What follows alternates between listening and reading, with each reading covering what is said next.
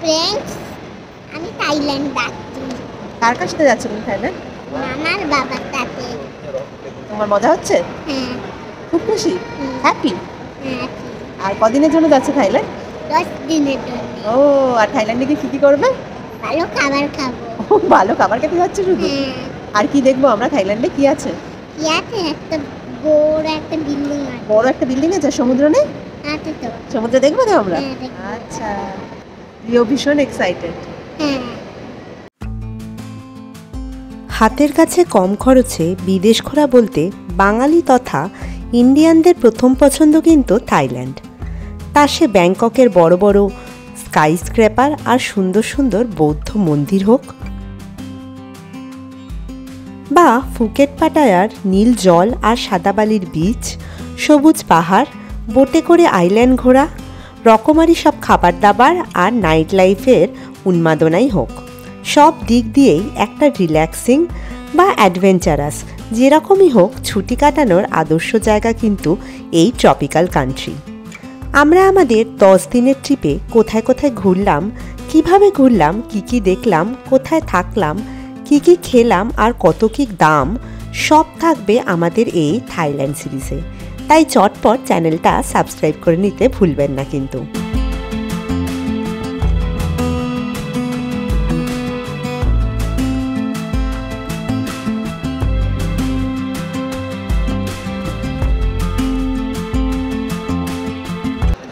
Hello everyone, welcome back to my channel. তো আমরা এবারে যাচ্ছি হচ্ছে থাইল্যান্ড। আজকে ডেট হচ্ছে 16 মার্চ, আর রাত্রির হচ্ছে এখন বাজে 12টা মতো। তো আমাদের ফ্লাইট হচ্ছে 1:55, থাই এয়ারওয়েজের ফ্লাইটে আমরা যাচ্ছি। আমরা যেতে পারতাম এয়ার এশিয়াতে, কিন্তু এয়ার এশিয়ার মেন যেটা প্রবলেম বলে আমাদের মনে হচ্ছে সেটা হচ্ছে ব্যাগেজ একদমই নেই। তো ব্যাগেজ ছাড়া বাচ্চা নিয়ে 8-10 দিনের জন্য ট্রাভেল করা একটু চাপে। তো সে কারণে আমরা হচ্ছে থাই এয়ারওয়েজটা আমাদের ঠিকঠাক মনে হয়েছে টাইমের দিক থেকে, আর ব্যাগেজও এরা যেহেতু দিচ্ছে আমাদেরকে 25 কেজির একটা চেকিং ব্যাগেজ, তো সে কারণে আমরা হচ্ছে থাই এয়ারওয়েজটাই চুজ করেছি। তো আমরা মোটামুটি আধ ঘন্টার মধ্যে হচ্ছে ব্যাগেজ জমা দেয়া, ইমিগ্রেশন প্লাস সিকিউরিটি সব কিছু কমপ্লিট করে নিয়েছি। আর কলকাতা এয়ারপোর্টের ইন্টারন্যাশনাল টার্মিনালে ভীষণই ফাঁকা থাকে, খুবই কম লোকজন এখানে যাই হোক কলকাতা দিয়ে হয়তো যাতায়াত করে, আর রাত্রিরের টাইম বলে আরোই ফাঁকা সম্ভবত। তো ঠিক কোনো লাইনের ব্যাপারই ছিল না, খুব ইজি ব্যাপারটা হয়ে গেছে। তো সে সমস্ত আমরা করে নিয়ে এখন আমরা একদম যেখানে আমাদের ফ্লাইট দেবে সেই গেটের সামনে ওখানে গিয়ে বসে পড়েছি। হাতে অনেকটা সময়, ঘুমের আইডিয়াল টাইম, কিন্তু এক্সাইটমেন্টের চোটে আমাদের তো বটেই, ছেলের অবধি দু চোখের ঘুম উধাও। এয়ারপোর্টের মধ্যেই একটু ঘোরাঘুরি আর উইন্ডো শপিং করতে লাগলাম আর কি। থাইল্যান্ড যাবার সবচেয়ে সস্তার ফ্লাইট কিন্তু এয়ার এশিয়া।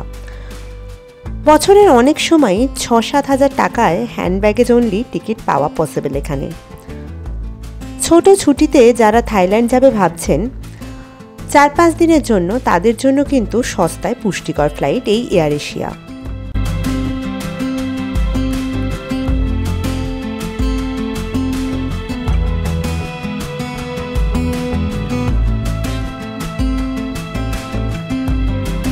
আর থাইল্যান্ডে এই মুহূর্তে ভিসার কোনো ব্যাপার নেই, মানে 2025 সালে অ্যাটলিস্ট, আর আগের বছরও সম্ভবত আগের 2 বছরও এরকমই চলছে। তো যদি আপনি 60 দিন অবধি থাকেন এখানে থাইল্যান্ডে, তো ইন্ডিয়া থেকে কোনো ভিসা করানোর কিছু ব্যাপার নেই, জাস্ট পাসপোর্ট নিয়ে আপনাকে চলে যেতে হবে। আর ওরা খুব বেশি হলে রিটার্ন টিকিটটা দেখতে চাইবে। আমাকে ইমিগ্রেশনে সেটাও দেখতে চায়নি, জাস্ট যখন আমি টিকিটটা আর বোর্ডিং পাস নিতে গেছিলাম থাই এয়ারওয়েজে তখন ওরা দেখতে চেয়েছিল রিটার্ন টিকিটটা জাস্ট, তো এইটুকু। আর এর সাথে হচ্ছে কিছু থাই ভাট অবশ্যই কালেক্ট করে নেবেন। আমরা ফোরেক্স থেকে নিয়েছিলাম, আর কিছু টাকা আমরা নিয়েছি হচ্ছে ফোরেক্স কার্ডে। তো মেনলি এখানে ক্যাশটা নিলেই ভালো হয়, তো আমরা কিছু ক্যাশ কালেক্ট করে নিয়েছি ফোরেক্স থেকে। আর এছাড়া হচ্ছে আর একটা যেটা ব্যাপার সেটা হচ্ছে সিমের। তো আপনারা চাইলে যে কোনো জিও বা এয়ারটেলের হচ্ছে ইন্টারন্যাশনাল রোমিং প্যাড নিতে পারেন, যেটা আমি নিয়েছি একটা জিওর ইন্টারন্যাশনাল রোমিং। আর তার সাথে হচ্ছে লোকাল সিম ওখানে গিয়ে আপনারা তুলতে পারেন। তো সেটা এয়ারপোর্ট থেকেও পসিবল, বা 7-Eleven যে স্টোর আছে সেখান থেকেও পসিবল, ওখানে গিয়েও তোলা যায়। আর আমরা সেটা না করে আমরা একটা যেটা করেছি সেটা হচ্ছে আমরা আগোদা থেকে, যেটা আগোদা বা ক্লুব দুটোতেই অ্যাভেলেবেল, সেখান থেকে আমরা ই সিম একটা নিয়ে নিয়েছি। সেটা মাত্র 500-550 টাকার মতো এরকম দাম। সেটাতে হচ্ছে 12 দিনের অ্যাভেলেবিলিটি আছে, 12 দিন 2 GB করে ডেটা। তো আমাদের যথেষ্ট ভালো মনে হয়েছে অফারটা, তো ওটা আমরা নিয়েছি। আর একটা হচ্ছে জিওর ইন্টারন্যাশনাল রোমিং প্যাক নিয়ে নিয়েছি, যাতে কোনো রকম ফোন বা বেসিক্যালি যদি কারণ অফিসিয়াল পারপাসে লাগে নাম্বারটা, তো সেই হেতু ওটাও কার্যকর। তো দুটো অপশানই আমরা দুটো আলাদা আলাদা অপশান রেখেছি। সিম কার্ডের কাউন্টার কলকাতা এয়ারপোর্টেও এই রকম আছে, চাইলে এখান থেকে কিনে নিতে পারবেন। আর ভিসা না লাগলেও এখন যারা থাইল্যান্ড যাবেন, মে থেকে digital arrival form fill up করে যেতে হবে কিন্তু। এই প্লেনটা মানে কি আছে? মামা দিকে তাকিয়ে বলো। ওই প্লেনটা কোথায় যাবে? ওই প্লেনটা এই দূরে যাই প্লেনটা, ওই প্লেনটা কোথায় যাবে? সিঙ্গাপুর বলে দিন। ওটা সিঙ্গাপুর যাবে। আর এইটা কোথায় যাবে গো? এর পাশে যেটা, তো ওই প্লেনটা কোথায় যাবে? আরে বললাম তো ভিয়েতনাম, ভুলে গেলি? ওইটা দিয়া অবশেষে এসে গেল বোর্ডিং টাইম। বোর্ডিং পাস নিয়ে চললাম প্লেনে উঠতে।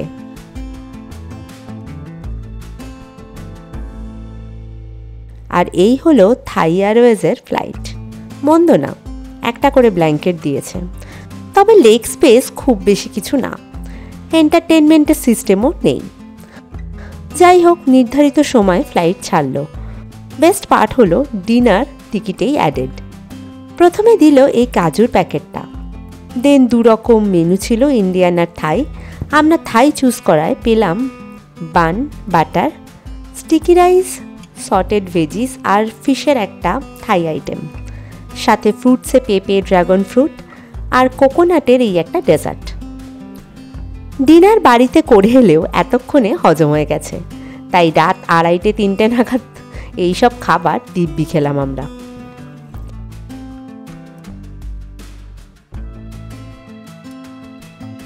একটু চোখটা লাগবো করতেই এসে গেল ব্যাংকক।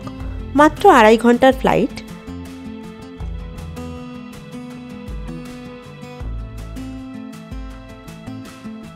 নামলাম ব্যাংককের সুবর্ণভূমি এয়ারপোর্টে।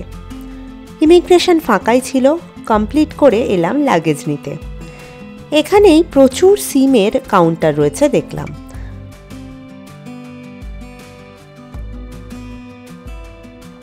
আমরা তো ম্যাক্সিমাম লোকাল ট্রান্সপোর্টেই ঘুরে দেখার চেষ্টা করি, তাই এখান থেকে হোটেল যাবার জন্য নেব এয়ারপোর্ট লাইন মেট্রো। ইন্ডিকেটর রয়েছে খুব ক্লিয়ারলি, মেট্রোর দিকে চললাম আমরা।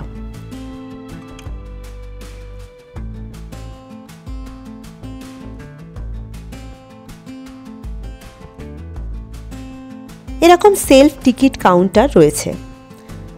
আমরা যাব এয়ারপোর্ট লাইনের লাস্ট স্টেশন ফায়াথাই, 45 ভাট করে টিকিট কেটে উঠে পড়লাম মেট্রোতে। ভোর এখন 6-6:30 মতো, কিন্তু মেট্রো ভালোই প্যাকড আপ দেখছি। এবার বলে দিই, ব্যাংককের মেট্রো লাইন অনেকগুলো। আমরা যেটায় এখন যাচ্ছি সেটা এয়ারপোর্ট লাইন, আর আছে ব্লু লাইন এমআরটি, আর আছে বিটিএস মানে ব্যাংকক স্কাই ট্রেন, তার আবার সিলম লাইন, সুকুমভিত লাইন। এছাড়াও পার্পেল, ইয়েলো, গোল্ড লাইন আছে, মানে সিটির ম্যাক্সিমাম পোর্শনটাই কানেক্টেড এই মেট্রো দিয়ে। এছাড়াও বাস আর ছায়োফ্রায়া নদীর ওপর ফেরি সার্ভিসও রয়েছে।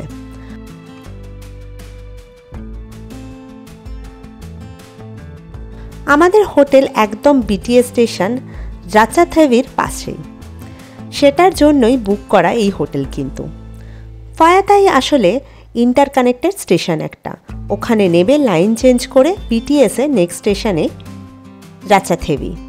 স্টেশনের সাথেই কানেক্টেড হোটেল। এবার ডিরেকশন দেখে চললাম হোটেলের দিকে।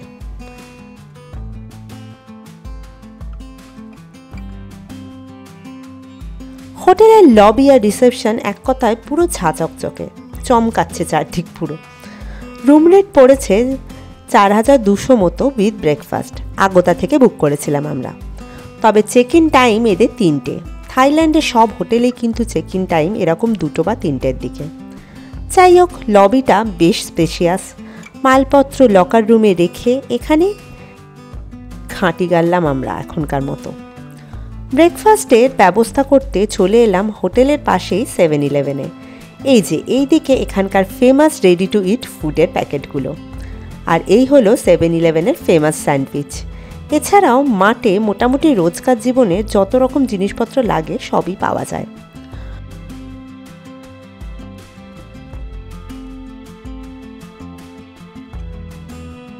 আমরা আপাতত এই চিকেন, চিজ আর হ্যাম স্যান্ডউইচই নিয়ে গরম করিয়ে নিলাম। এক একটা 20-25 ভাটের মতো দাম। যথেষ্ট ভালো খেতে এগুলো।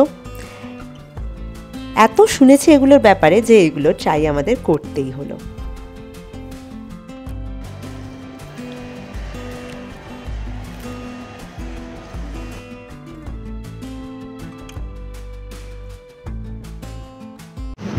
তো আমরা সকালবেলা একটু ব্রেকফাস্ট করেছি 9-11 থেকে, সরি 7-Eleven থেকে। আমাদের হোটেলের অভিজ্ঞতা অত্যন্ত ভালো। হ্যাঁ মানে যাই হোক, তো যাই হোক, তো হোটেলে তো আমাদের রুম দেয়নি, 3টের সময় চেক ইন ছিল, 1টায় দেবে বলেছে। যাই হোক, খাবার দিয়েছে বুফে। আর আমাদের ব্রেকফাস্ট বুফেও হচ্ছে প্রবলেম হয়ে গেছিলো একটুখানি, কারণ সেটা হচ্ছে কালকের বুফে অ্যাভেলেবেল, মানে কালকে যেহেতু আজকে আমরা 3টের সময় চেক ইন স্টার্ট হচ্ছে, তো সেই কারণে হচ্ছে আজকে বুফে দেয়নি। যদিও আমরা বলেছি যে ফেরার দিনকে আমাদের লাগবে না, কিন্তু তাও ওরা আজকে দিল না। যাই হোক, তো আমরা সেজন্য 7-Eleven থেকে স্যান্ডউইচ কিনে নিয়েছি, এখানকার ফেমাস, কিনে ব্রেকফাস্ট করে এখন আমরা মহানাখান যে টাওয়ার আছে ওটা দেখতে যাচ্ছি। আর অবভিয়াসলি আমরা যাচ্ছি মেট্রো করে, BTS। এটা রাচাথেভি স্টেশন। এখান থেকে যেতে হবে নেক্সট স্টেশন সিয়াম। ওখানে লাইন চেঞ্জ করে যেতে হবে 2-3টে স্টেশন পর চংনংসি স্টেশনে। ওখানেই রয়েছে ব্যাংককের সবচেয়ে উঁচু স্কাই স্ক্র্যাপার কিং পাওয়ার মহানাখান। এসে গেলাম চংনংসি। এই যে স্টেশনের ঠিক পাশেই মহানাখান। ব্যাংককে অবশ্যই ক্যাব নিয়ে ঘোরা যায়। গ্র্যাব আর বোল্ট অ্যাপগুলো ডাউনলোড করে নেবেন তার জন্য। কিন্তু এখানকার রাস্তায় প্রচুর ট্রাফিক, তাই আমাদের মেট্রোটাই বেস্ট মনে হয়েছে।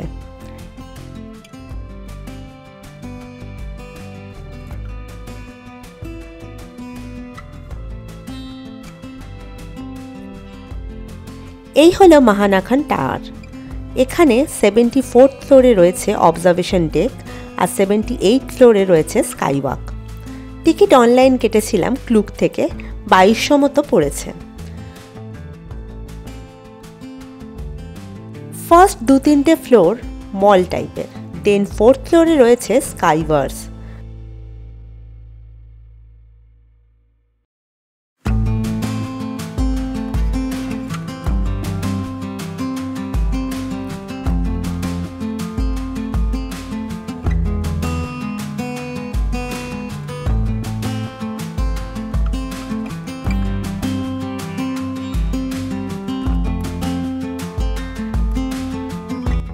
আমরা কিছুদিন আগে দুবাই গিয়ে আয়া ইউনিভার্স দেখেছিলাম।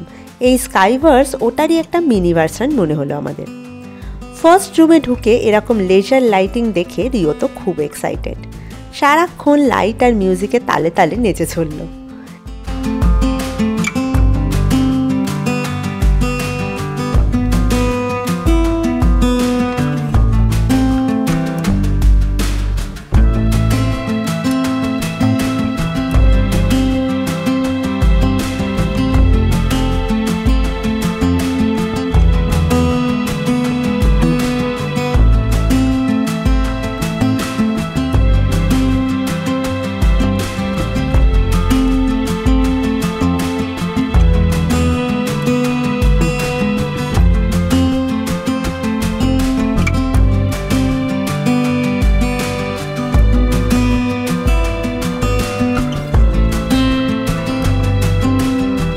এই গ্লাস আর লাইটের ইলিউশনগুলো সত্যি দেখার মতো, কিন্তু এগুলো এক্সপ্লেন করার চেয়ে এক্সপিরিয়েন্স করাই বেটার বোধহয়।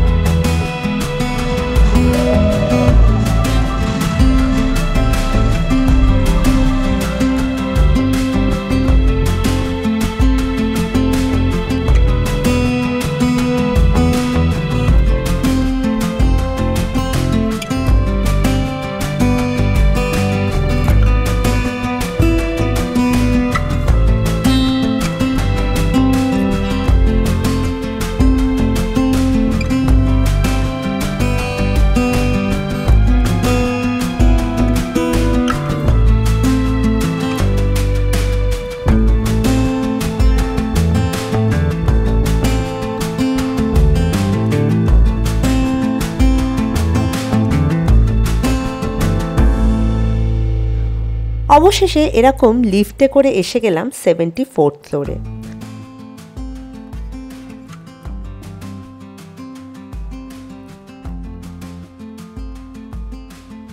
এখানে রয়েছে মহানাখন অবজারভেশন ডেক।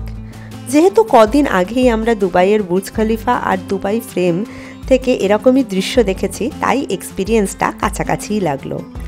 যদিও ব্যাংককের স্কাইলাইন দুবাইয়ের চেয়ে অবশ্যই অন্যরকম।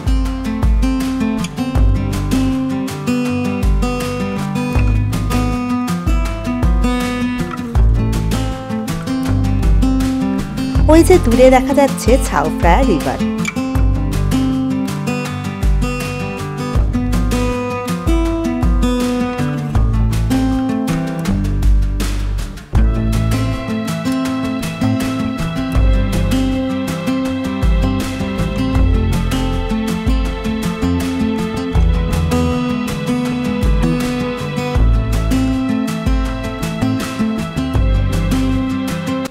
এখানে বেশ কিছুক্ষণ টাইম কাটিয়ে ছবি তুলে চললাম এবার 78th ফ্লোরে, যেখানে আছে স্কাই ওয়াক।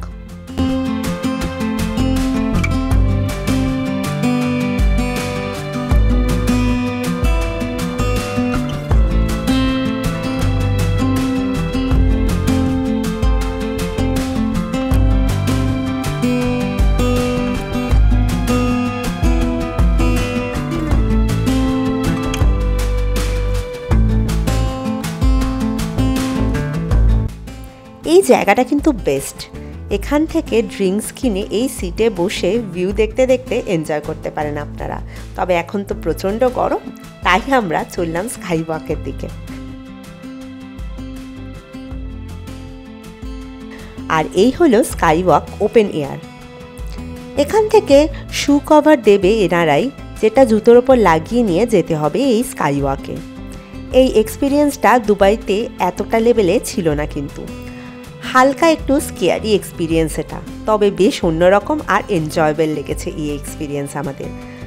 আমি সাজেস্ট করব পসিবল হলে সানসেট টাইমে এখানে আসার। টিকিটের দাম একটু বেশি বোধ হয়, বাট ক্লিয়ার ডেতে এখানে বসে সানসেট দেখা টোটালি ওয়ার্থি।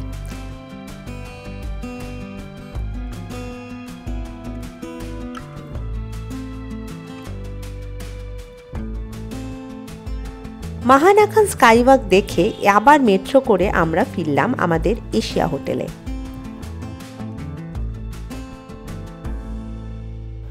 3টে বেজে যাওয়ায় রুম পেয়ে গেলাম। দিয়ে দিই রুম ট্যুর এবার। ঢুকেই একটা ছোট্ট সোফা মতো লাগেজ রাখার জায়গা, এদিকে ফুল লেন্থ মিরর, এই হলো বেড।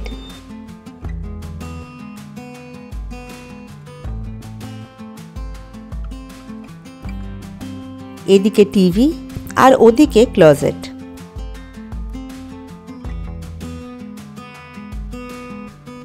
এখানে দুটো চেয়ার টেবিল, দুটো ওয়াটার বটল, গ্লাস, একটা হেয়ার ড্রায়ার রয়েছে আর এদিকে মিনি ফ্রিজ। তবে নো চা কফি, এটা বড্ড মুশকিলের ব্যাপার কিন্তু আমাদের।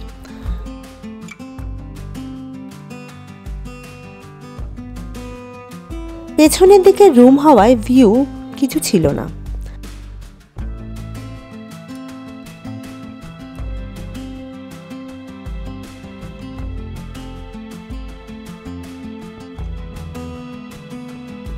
আর এটা হলো touch screen light switch on অফের সিস্টেম।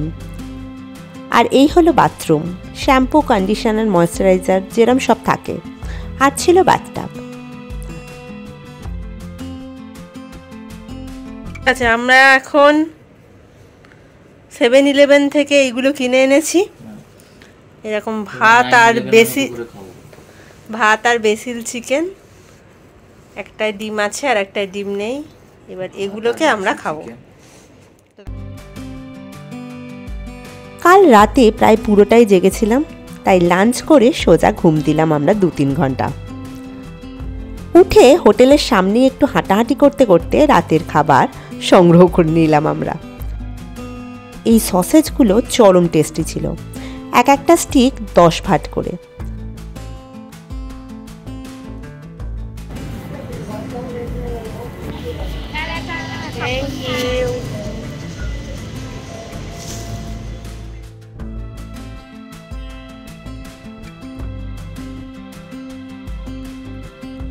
তোমার কর।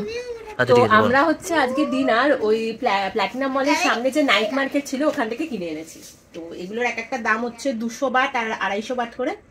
আর তার সাথে হচ্ছে কিছু আমাদের এখানে যে বয়েল কর্নগুলো পাওয়া যায়, সুইট কর্ন, এরকম কর্ন এনেছি, কর্ন। আর তার সাথে এখানে দেখলাম কর্নটা নিয়েছে 20 বাট, 20 বাট। আর তার সাথে হচ্ছে এইরকম সসেজ, ওখানে অনেক জায়গায় দেখলাম 10 বাট করে, 4টে করে দিয়েছিল এরকম সসেজ বা মিট বল, চিকেনের, পর্কের, যেরকম যে নানা রকম অপশন আছে। তো সেইগুলো হচ্ছে এইগুলো 4টে করে দেবে আর 10 বাট দাম। তো এরকম নিয়ে এসছি আমরা 3-4টে। এবার খেয়ে দেখি কোনটা কিরকম। তো এইটাতে হচ্ছে ফার্স্টে, এটা হচ্ছে প্যাড থাই। থাইল্যান্ডে তো প্যাড থাই ভীষণ ফেমাস। তো প্যাড থাই আমরা প্রথম দিনেই খেতে চলে এসেছি। এটা হচ্ছে চিকেন প্যাড থাই। দেখি প্যাড থাই মানে এটা অ্যাকচুয়ালি এদের এখানে নুডলস, সম্ভবত এটা রাইস নুডলস টাইপের জিনিস। আর আমরা ওখানে বসেই খেতে পারতাম অ্যাকচুয়ালি, কিন্তু বাচ্চা ঝামেলা করছিল বলে আমরা চলে এসেছি বাড়ি।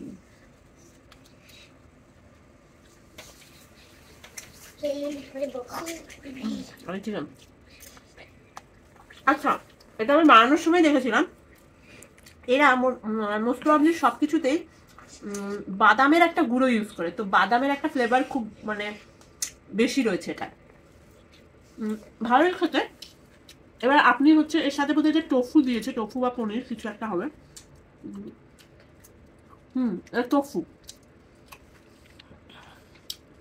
প্রথমে বাঁধাকপি দিয়ে প্যাড থাইটা হচ্ছে নাড়া মানে ভাজা, স্টার ফ্রাই করা, আর তার সাথে চিকেন আর টোফু দেওয়া, বেশ ভালো খেতে। এবার আপনি যদি স্পাইসি বলেন স্পাইসি করে বানিয়ে দেবেন, আর আমরা বাচ্চা খাবে বলে নন স্পাইসি বলেছিলাম, তো নন স্পাইসি করে বানিয়ে দিয়েছি,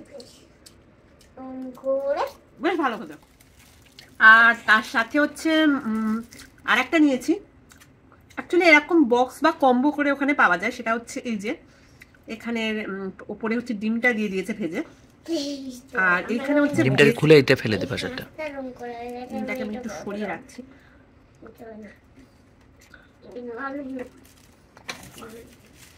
আর এদিকে হচ্ছে স্টিকি রাইস আর প্রন আর বেসিল দিয়ে একটা প্রিপারেশন। স্টিকি রাইসটা কি বলে থাকে?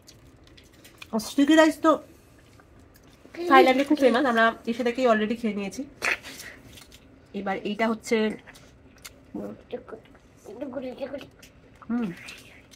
ভালো খেতে।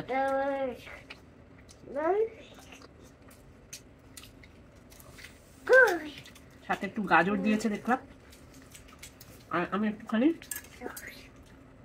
আমি একটুখানি কর্ন দিয়ে খাবো।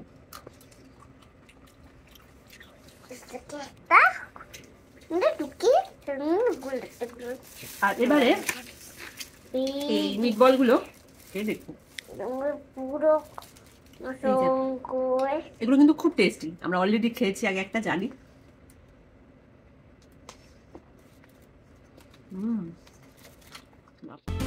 নেক্সট দিন সকালে উঠে দেখতে এলাম এশিয়া হোটেলের পুল। এখানে 2টো পুল আছে। এই পুলটা আমাদের ফ্লোরেই ছিল।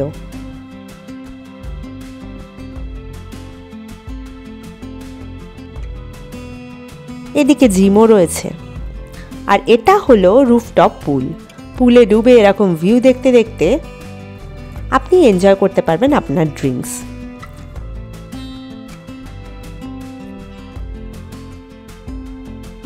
এখানকার অনেক হোটেলেই রয়েছে এরকম স্কাই পুল। এখন দেখতে সুন্দর লাগলেও আমরা ফিরে আসার পরপরই মায়ানমার ব্যাংককের আর্থকোয়েকের ভিডিওগুলোয় স্কাই পুলের অবস্থা দেখলে কিন্তু বেশ ভয় লাগবে।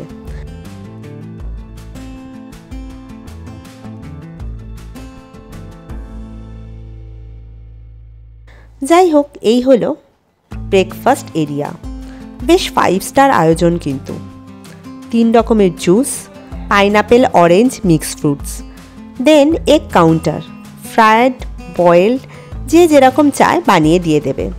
সাথে রয়েছে নানা রকম সস। এদিকে একটা স্যুপ, এপাশে মিল্ক আর ব্রেকফাস্ট সিরিয়াল।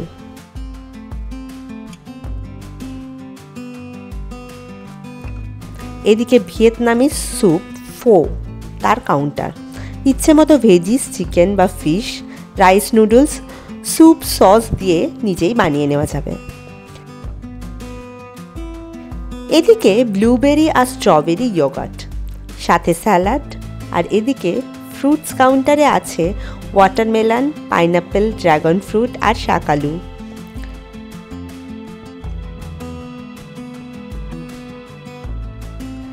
এপাশে মুসলি আর ফ্রুট স্যালাড, এখানে প্যানকেক উইথ ম্যাপেল সিরাপ, এদিকে ব্রেড পুডিং আর নানা রকমের ব্রেড, এখানে ক্রসান আর মাফিন, এদিকে নর্মাল ব্রেড, বাটার, জ্যাম। এদিকে স্যালমনের একটা আইটেম, সসেজ, হ্যাম, টমেটো পিউরে, বয়েল পটাটো আর চেরি টমেটো।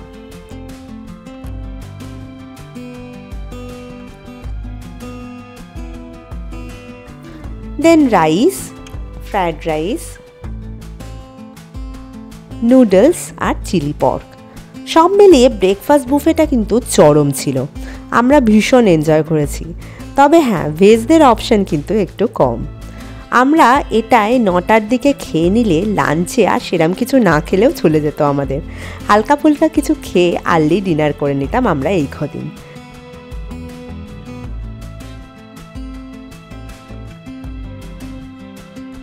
ফার্স্ট পর্ব এখানেই শেষ। কেমন লাগছে কমেন্টে জানালে ভালো লাগবে। খুব জলদি ফিরবো নেক্সট পর্ব নিয়ে।